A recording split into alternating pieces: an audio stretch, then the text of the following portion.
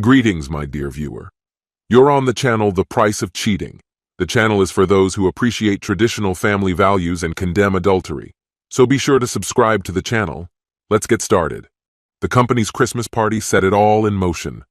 They'd managed to snag a good venue for December 18th, the only night that worked at a nearby upscale hotel. I'd been part of the team for 19 years, practically since Carter Real Estate began. Jack Carter himself had hired me as one of his original sales reps, and we'd grown the business into a leading agency across the state. Jack had retired a few years ago, leaving the company to his son, Jack Jr. Now it was Junior's face on the billboards and TV spots, though he was far from an expert in real estate. Not that it mattered much. Between me and the two senior secretaries, we kept everything under control. Most of the younger staff were content to do the basics, pick up their checks, and call it a day. For me, the pay was solid, so overlooking Jack Jr.'s shortcomings, Jackie, as we called him, wasn't a hardship. Jackie loved the spotlight, playing the big spender role, and normally that was fine by me. But at this party, he took it a step too far. About 35 or 40 of us had turned up, including the sales and office teams, plus their partners. The setup was nice. DJ, dance floor, and a great dinner. I had a couple of beers, relaxed, and enjoyed the atmosphere. It had been a strong year financially, and my tax return was shaping up nicely thanks to recent cuts. As I chatted with my co-workers, I even joked about leaning Republican in the next election. My wife of 17 years, Janice, was there, looking stunning in a sleek black dress that complemented her perfectly. She'd stayed fit over the years, and her beauty still drew glances. I adored her and knew she was the most remarkable woman I'd ever known. While I stood admiring her, Maureen, the only colleague who'd been with the company longer than I had, leaned over and said quietly, "Keep an eye on Jackie tonight. He seems pretty taken with Janice." Sure enough, there he was, dancing with Janice a bit too closely. He had his arm wrapped around her, his hand edging uncomfortably near the line. His wife Laura was nearby, seemingly unaware. Laura was his second wife, a glamorous woman of around 35. Jackie's first wife had left when she found out about Laura. Watching him, my irritation simmered. Boundaries matter, especially at a company function, but Jackie seemed oblivious, chatting and laughing close to Janice. To her credit, Janice kept it light, engaging just enough to stay polite. I figured she was simply being friendly. I decided to step in, asking Laura to dance. As we moved onto the floor, I maneuvered us close to Jackie and Janice. I noticed Janice's cheeks were a bit flushed, a slight sheen on her forehead catching the light. Jackie spotted me, broke into a wide grin, and boomed, "How's my top performer tonight?" He reveled in playing the boss, though technically, as a commission-based agent, I was more independent. I doubt he even recognized that, as he enjoyed assuming he had authority over us all. I played along. "You've really thrown a fantastic party, Jack. Nicely done." His chest puffed with pride. "I believe in rewarding the team that keeps this company on top," he said, clearly pleased with himself. Then he added, "I was just telling Janice about some big plans I have for you and Carter Real Estate." I knew he was just putting on a show. My income came from my commissions, and I probably earned more than he did. The only way to increase it would be to close even more deals, unless the company raised my percentage, which Jack Sr. would have done in a second. I glanced at Janice, curious about her take. She caught my eye for a moment, her expression calm but knowing. We both understood the difference between reality and the act Jackie was putting on. Laura's laughter echoed around us, leaving me uncertain if she found genuine amusement or if she was merely teasing her husband. "We're fortunate that Jack's been so good with Harry," she commented with warmth, prompting an approving nod from Janice. "Jack and his father have always treated us with nothing but kindness," Janice replied softly, as Jack, grinning, invited her onto the dance floor. As they moved out of earshot, Laura leaned in close to me, whispering, "Thanks for tolerating that pompous show-off. He's forever pretending to be someone important, though he hasn't a clue how to carry it off. Pure luck that his father did well, otherwise he'd be scratching for pennies." Her observation was so on point that I couldn't help but laugh. Clearly, comma. Jack Jr. wasn't fooling everyone. After a lively dance, I escorted Laura back to her seat, where I noticed old Jack now leading Janice across the dance floor, while young Jackie had taken up with the wife of a new salesman. Before long, Maureen approached, asking if I could fetch her coat. The coat room, just across the hall, seemed a quick errand. With only a vague memory of the coat's color and style, I wandered into the dimly lit room, crowded with coats and furs. I'd forgotten that guests from another event were also using the space, and I sifted through rows of garments, hoping to catch sight of the blue scarf I vaguely recalled. Just as I made my way further in, I heard Jackie's voice, disturbingly close. "Janice, you've got a lovely life," he was saying smoothly. "Your home is beautiful.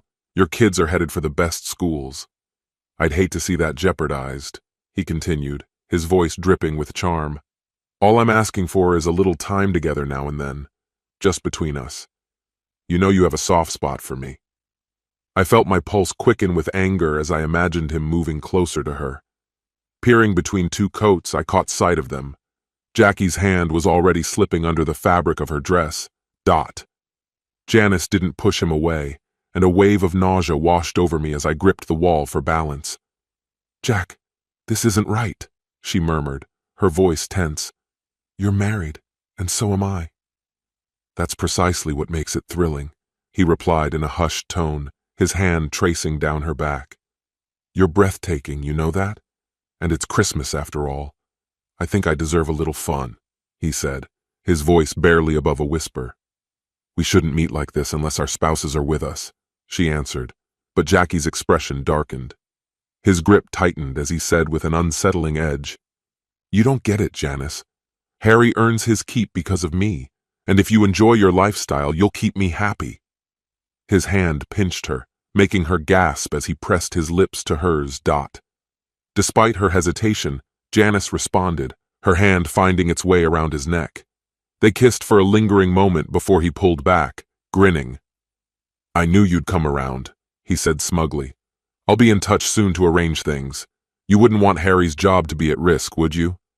With a resigned look, Janice replied quietly, "He'd be devastated, and with the kids starting college." Jackie laughed, leading her out of the coat room. I remained hidden, feeling drained and sickened by what I had just witnessed. My mind spun as I tried to absorb it all. Janice meant so much more to me than any job or position, and the idea of her caving to Jackie's threats was gut-wrenching. But how could I possibly intervene? Just then, I heard Maureen calling my name. "I'm here," I called back, pretending to be struggling with the coats. She stepped in, quickly spotting hers on a nearby hanger. "Harry, are you all right?" she asked, her gaze searching my face for answers. "I saw a pallor settle over you, and a faint sheen of sweat appeared on your brow." "Maybe it was the shrimp or the pasta," I suggested lightly. You replied, "I feel fine now. It was just a passing wave." "Good," I murmured, still observing you intently. Maureen nodded. Hopefully Jackie and Janice didn't pick up whatever that was. I noticed them leaving just as I came in. I met her gaze, offering, "Let's not jump to conclusions, but thanks for looking in on me. You're a good friend." "Janice was a wonderful wife to you, Harry. Don't forget that," Maureen said, her tone kind but firm. I smiled despite myself, replying, "Yes, Ma, you're right." "You always are," I agreed. "Though I have a secret, one I'll trust you with since I know you'll keep it quiet until the timing's right." Her eyes brightened, leaning in with interest. "You know you can tell me anything, Harry," she assured, anticipating my news. "I'm thinking of leaving the company after New Year's. I can't stand working under Jack anymore. He's been overstepping and I've had enough." Maureen sighed. "Poor Jack. But if a better opportunity comes along, grab it. Just don't forget this is a seasoned lady when you make the jump. I'm good at my job, you know." I chuckled, pulling her into a hug. Despite her loyalty to the company, she'd shown herself to be a truer friend to me than Jack had, or even Janice at times. When I rejoined the group, Janice was waiting for me. She seemed uneasy, her eyes scanning the room as if she'd been searching. "Harry, where did you go? I looked everywhere for you," she said. Guess you didn't check the one place I decided to hide, I replied, grinning. I think I had a minor reaction to the shrimp or dip, but it's all fine now. Janice gave me a concerned look. Harry, you should have told me. I'd feel better knowing you were okay. I held her gaze, masking the hint of suspicion beneath my calm reply. Distracted by Junior, were you? Or was it the other way around? Her eyes narrowed, studying my face. Harry, are you seriously jealous? She asked, half laughing. You know you're the only man I want.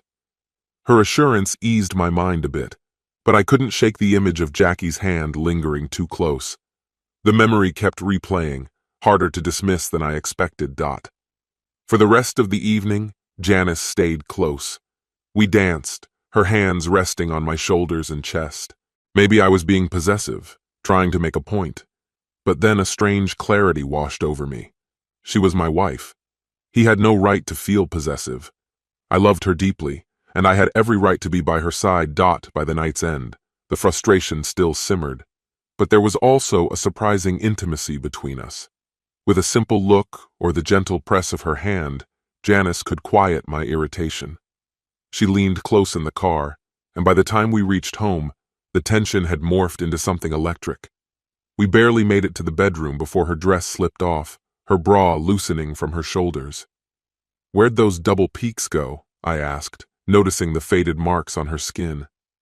Didn't think you'd notice, she muttered, taken aback by my comment. In that instant, I saw she hadn't expected me to notice, much less to ask. And yet, here we were, closer than ever, with questions I wasn't quite ready to voice.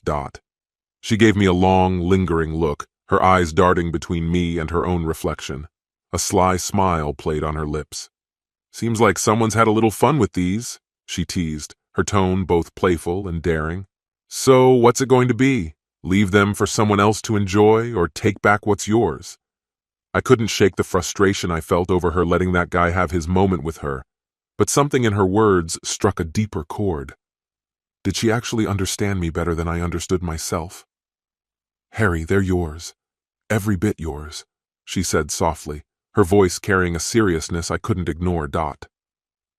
As I pulled back from her flushed skin, she murmured something that set me ablaze, making me nearly lose all control. Maybe you should reclaim the girl in the same way, she whispered, her tone dripping with suggestion. Who knows who else had their hands on her tonight? Janice's words hit me right where I was most vulnerable. How could she know my every thought, my every trigger? Then came the words I'd been waiting for. Harry, please, she murmured, her voice tinged with an urgency I couldn't resist. I don't think I can take much more. She's yours. Remind her who she belongs to. I leaned over her, tracing kisses and caresses along every inch of her body. She met my passion eagerly, but after a few moments her voice became more insistent. Harry, please just take me, she whispered, her breath coming in soft gasps. Then, after a while, she spoke again. Wow, you really got worked up. Did the thought of someone else with me get you that fired up? I considered her question and answered honestly. Maybe it does, as long as it's just a little game between us. You're everything I want, but sometimes it all feels like a thrilling dream. I paused, realizing just how much I meant it. But I know you're mine and I'm yours. I'd walk through fire for you if I knew you loved me and were loyal. A softness came over her expression, her eyes glistening.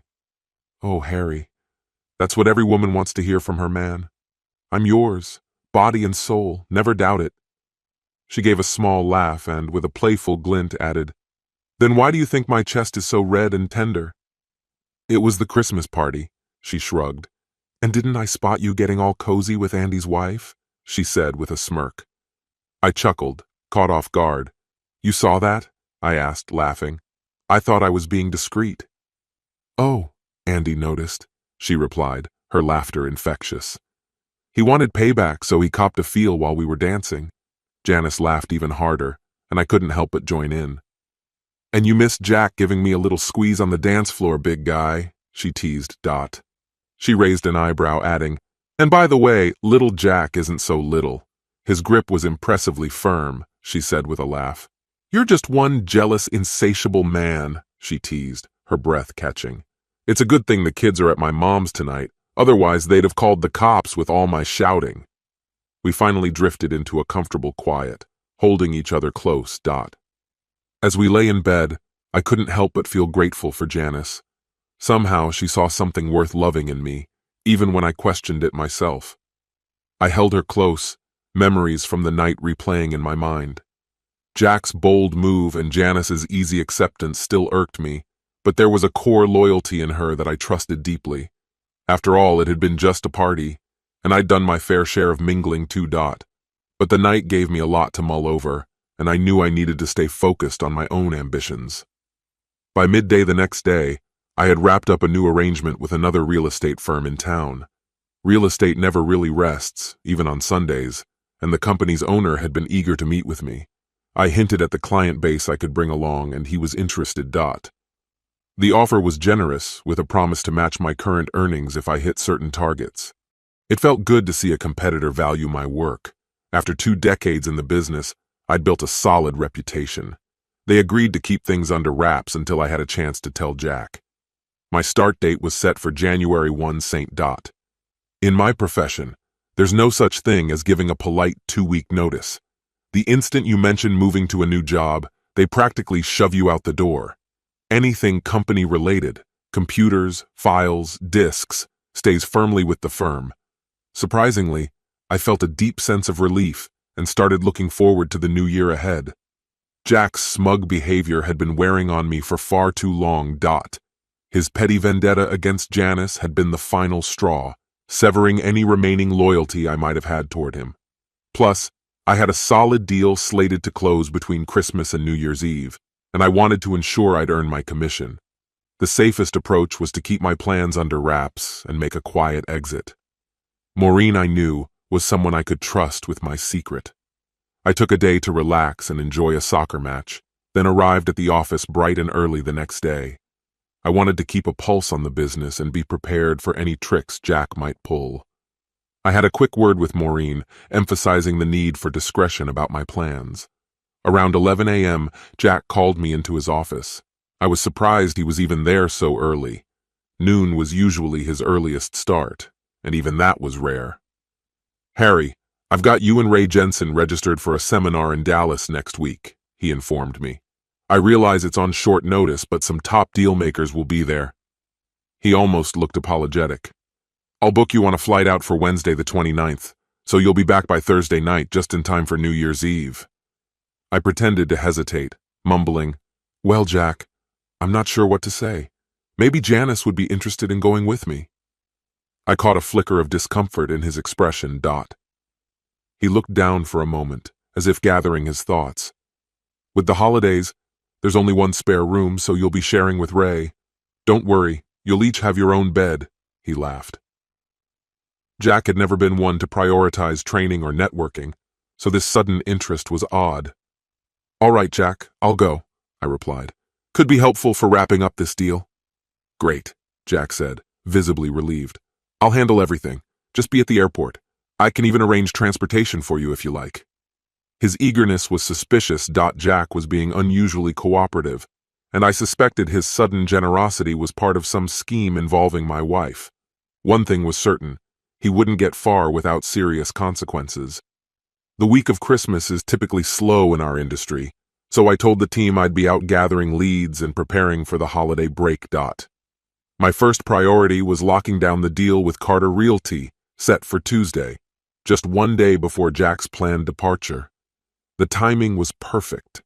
No way was I leaving early or giving him the chance to interfere with my plans. I kept a watchful eye on Janice, not because I doubted her, but because I didn't trust Jack's intentions. She was the focus of his unwanted attention, though I trusted she wouldn't fall for his advances. Janice was a teacher, and her winter break began on Thursday. As long as she was in school, I figured she was safe. This holiday season, I put extra effort into selecting her gifts, more than I had in previous years. While I hated feeling like I was competing with Jack, it also made me more conscious of Janice and what she truly loved. I went out of my way to choose presents that would hold personal meaning for her. Oddly enough, knowing someone else wanted her made me more attuned to her desires and emotions. It also brought into sharp focus just how far I'd go to protect her, if necessary. Christmas turned out to be wonderful. The kids were ecstatic with their gifts, and the day was filled with joy. When Janice opened the small box and saw the pearl necklace I'd picked out for her, a deep emotion filled her eyes.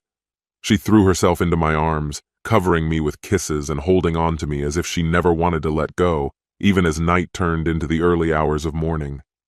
I felt a rush of joy so intense that I vowed to myself I'd always go out of my way to surprise her with special gifts. The next day, we spent time with Janice's parents, and later enjoyed a show at a quaint theater nearby.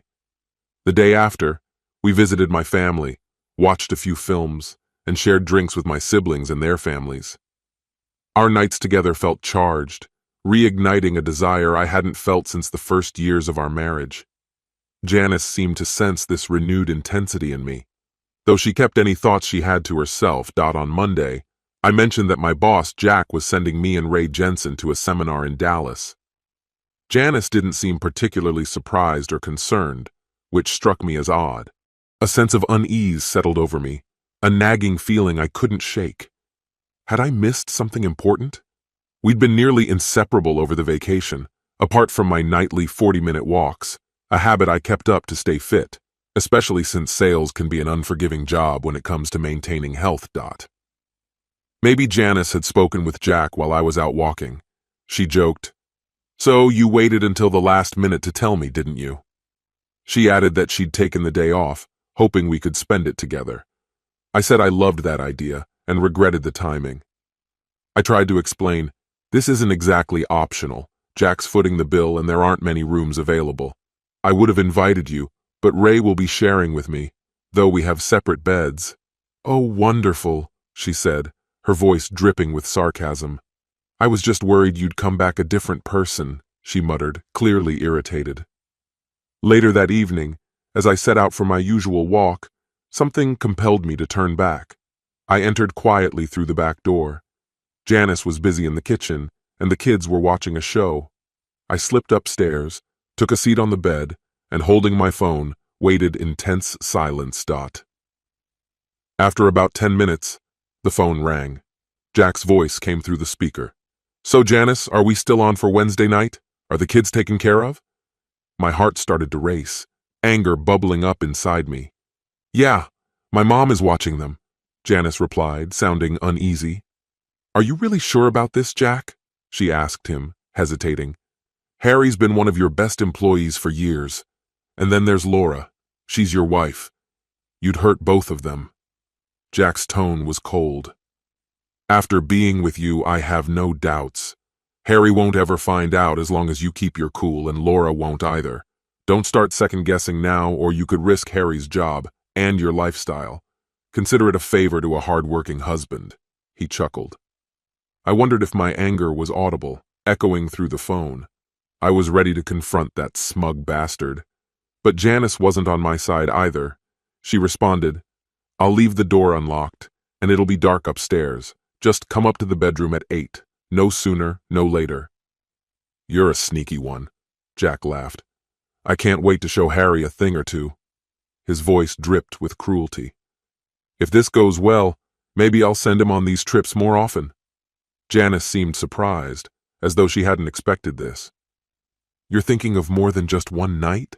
she asked, almost in shock. "I thought this was just a one-time thing." "Oh, you'll want more than one night, you sly thing," he replied with a sneer. "You'll be hooked. See you at 8. With that, he ended the call.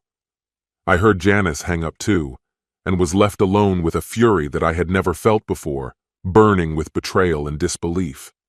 I slammed the receiver down, surprised at the strength in my grip. Anger surged through me, so intense that I had half a mind to charge downstairs and wake Janice. I'd never thought of laying a hand on her before, and I wasn't about to begin now, but I needed to do something, anything, to release this fury that felt too big for me to hold. Without a sound, I made my way down the stairs and slipped out the front door. The night was dark and quiet, and despite the unease of venturing out alone, the anger pulsing through me was enough to keep me moving. Janice needed to see that my job at Carter RE wasn't worth the cost she seemed willing to pay. Was she really this desperate? Did she actually want that sleaze in her life? Or was there something I had failed to give her, some piece of our life together that had pushed her toward him? I wasn't without my own flaws, but I didn't believe I deserved this. If she was unhappy with me, she could have come to me about it. She could have warned me about Jack's behavior. As the frustration simmered, I resolved to take action. If I could hold out until Thursday, maybe I'd find a way out of this nightmare. One thing was clear.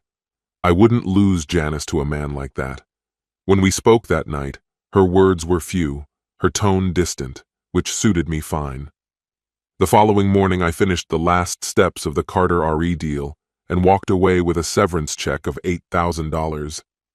Getting home earlier than usual, I found Janice in a surprisingly cheerful mood, almost lighthearted as she moved around the kitchen.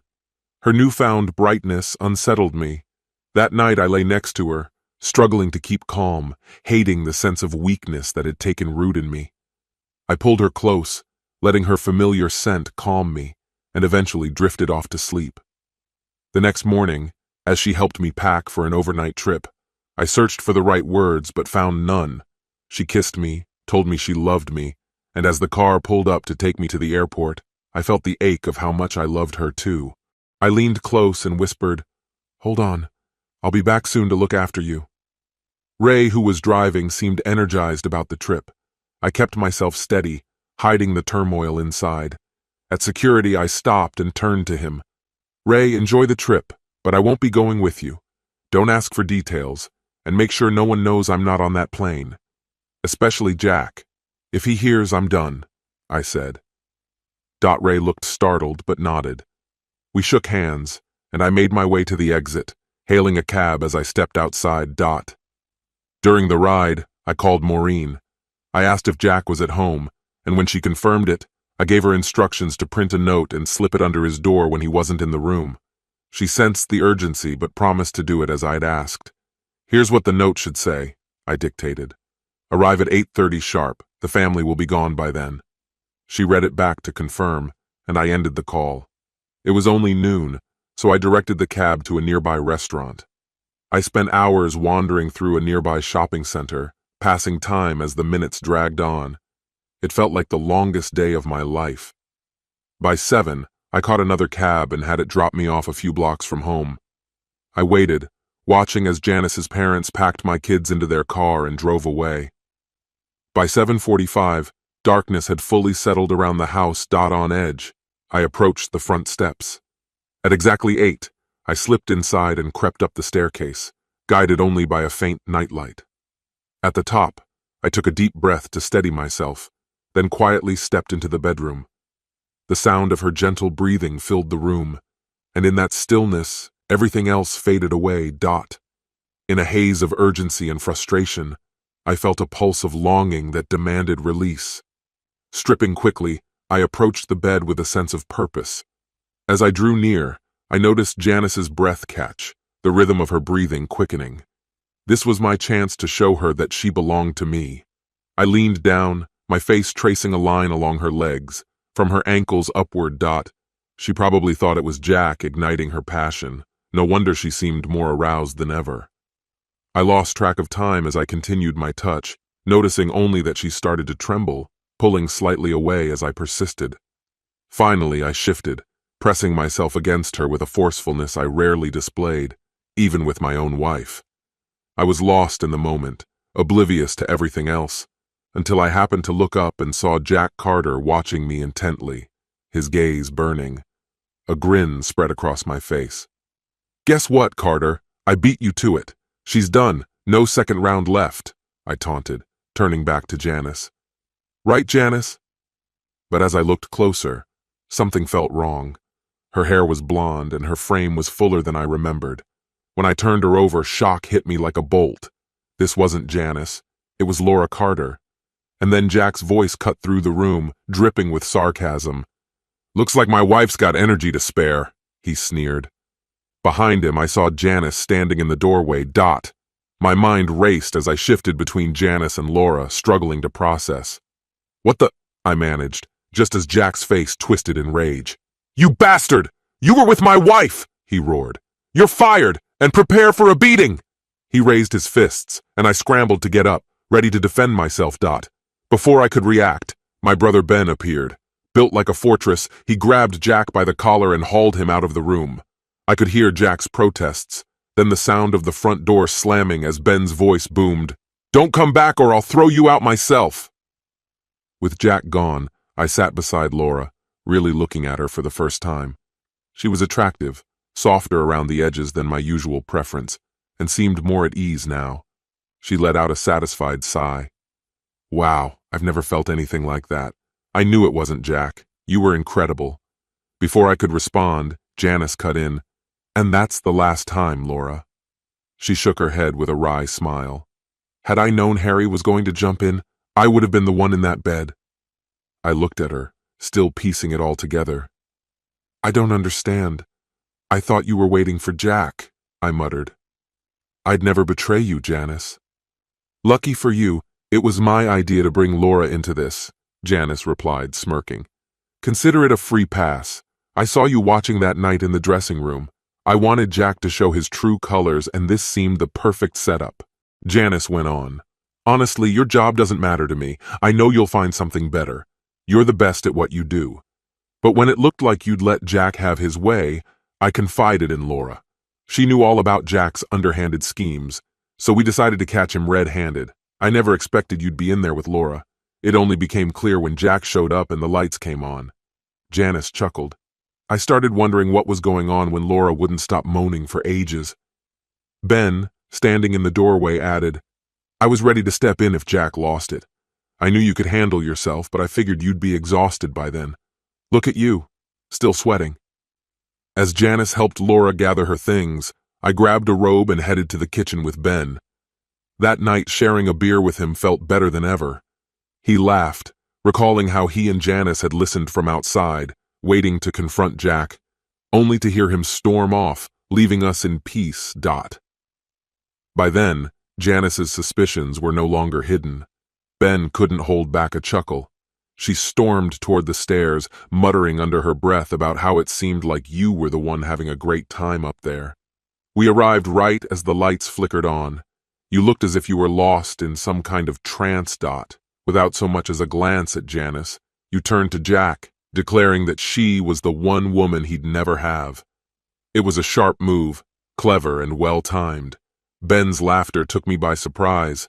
It was as if he were describing some scene from a Marx Brothers skit. Yet, despite the humor, I couldn't quite shake the uneasy feeling about Janice's reaction, or the potential chaos Laura might soon find herself tangled in. At that moment, Laura and Janice appeared in the doorway. "Just so you know, don't worry about me," Laura said, smiling. "Jack's hardly in a position to get upset. He hasn't even explained why he's here himself. And unlike him, I've got a perfectly good reason. Harry, I'll never forget you, I swear." "Thank you," she added, giving me a quick, gentle kiss before walking off with Janice. Ben chuckled, wished me well, and headed out. Janice returned inside, settling herself on my lap. I put my arms around her, beginning to apologize, but she softly hushed me. "My dear husband," she whispered, "there's nothing for you to be sorry about. You've stood up for your family and our home. I'm proud of you," she continued, her voice full of warmth. "I just hope Laura doesn't go around telling everyone what an incredible lover you are. Then I'd have to keep my eye on you constantly. Did you actually think you were with me?" She smirked playfully. Her figure's quite different. Her chest and, let's be real, her behind are both significantly larger, wouldn't you say? This concludes the story. If you like it, then put your powerful like and subscribe to the channel.